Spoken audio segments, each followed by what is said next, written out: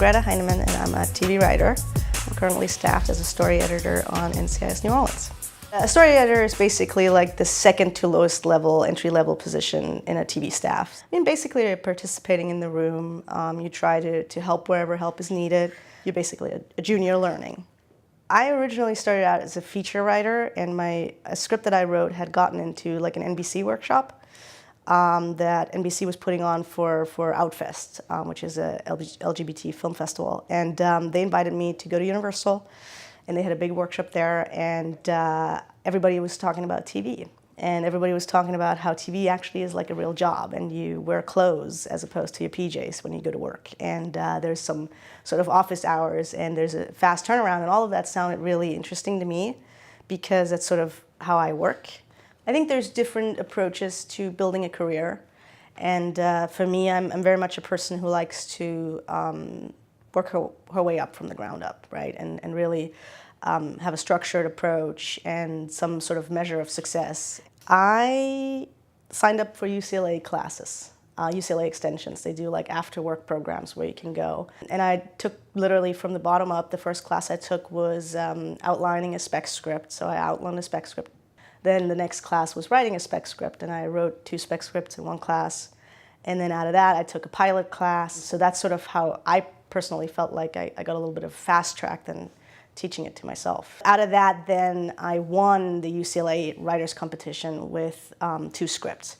And so they put like a little thing onto the Hollywood Reporter. It was really exciting, and I got a lot of calls at that time from agents and managers. One of them stood out and was really excited about the pilot that I had in the competition, and he read it and he gave me a few notes, and he was really eager to sell or take it out at least. I was lucky enough to have worked for a company that paid me very well. So I saved a lot of money, because I think that's sort of what I always do. I save a lot of money, and the idea was, oh, if I can just save enough, you know, I might be able to take off and give this my all. Just so it turns out that at that time, when that job went away, a friend of mine was leaving an intern position at Valhalla and was looking for people to replace her. And so I was like, okay, this is perfect. I have nothing to do, and I want to build my skill set as a reader and see what's out there, and I want to fulfill myself that dream to work for that company. So I basically took an unpaid position and read scripts for Valhalla. That was really great. And I would have stayed longer, but then immediately I got into the HUMANITAS thing and the CBS thing, and then I had to leave. Programs really are your #1 way of breaking into this industry if you do not have the luxury of coming up through a writer's assistant type route. I mean, I think the #1 way to work yourself in a job is to start as a PA and then work your way up. But short of that, those programs are very helpful. So the HUMANITAS New Voices initiative, I guess, is very selective. In their application process, they said this is for advanced writers, and somebody had to recommend you. And so at first I wasn't even like gonna be applying because I was nobody and I wasn't advanced, but I did it anyways. And I got really lucky that they called me in, and then it was a series of very grueling and nerve-wracking meetings. You go into this interview, you do your own spiel of introducing yourself and who you are and what your story is. And then you talk a little bit about the material that you sent in and where it came from, but you also are asked to pitch them, I want to say it was 2 show ideas that you would like to write under the umbrella of this program. They pair writers with studios who then give a grant to those writers to write a pilot. It's sort of like a baby first look deal type thing. The HUMANITAS award ceremony in itself was pretty amazing. John Ridley was there and he got an award, and Glenn Mazzara was there, who both of their work I love, and many, many more.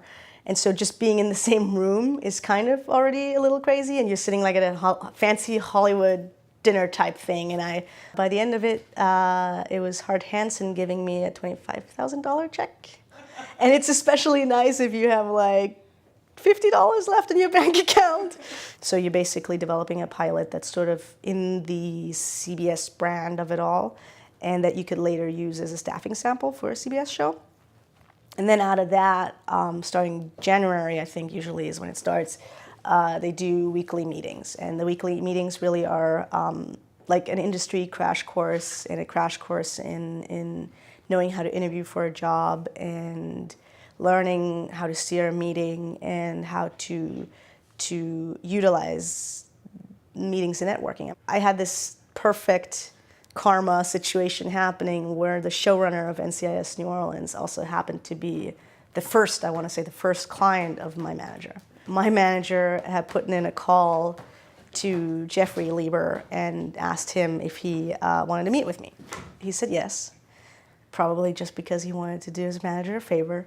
I was in touch with Jeannie Mao and Carol Kirshner at CBS, and I let them know, and I was really excited, and I'm pretty sure they put a good word in for me as well. It was a good meeting, and he was very nice and kind, but it was also a whirlwind of a meeting, and I tried to just plug in my little sales pitch that I'd learned at CBS to plug. He said, all right, well, I like you, and I think we're going to make this happen. If we find the money, we'll make this happen. I was like, okay, did I just get a job? I don't know. And then I learned the hard way that finding the money can take like up to a month of nerve-wracking waiting, and that's what I did. And I emailed Jeffrey every once in a while, not too often. I think I checked in twice with him. And then eventually I got the call that they found the money and I was going to start.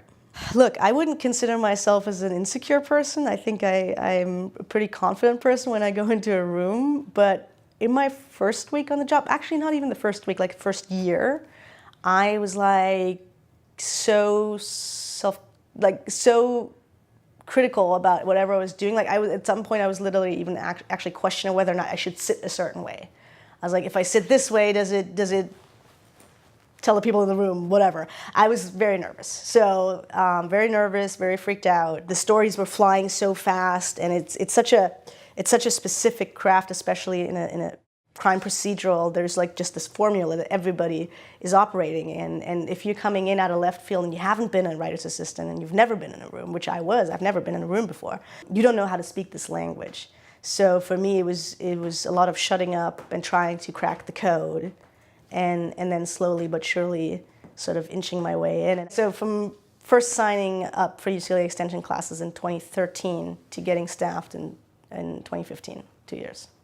Also keep in mind, I was here for 8 years, and I worked, and I wrote, and I hustled, and I met people, and I did that. I think the UCLA thing really just put me on a fast track. It was like a very efficient fast track.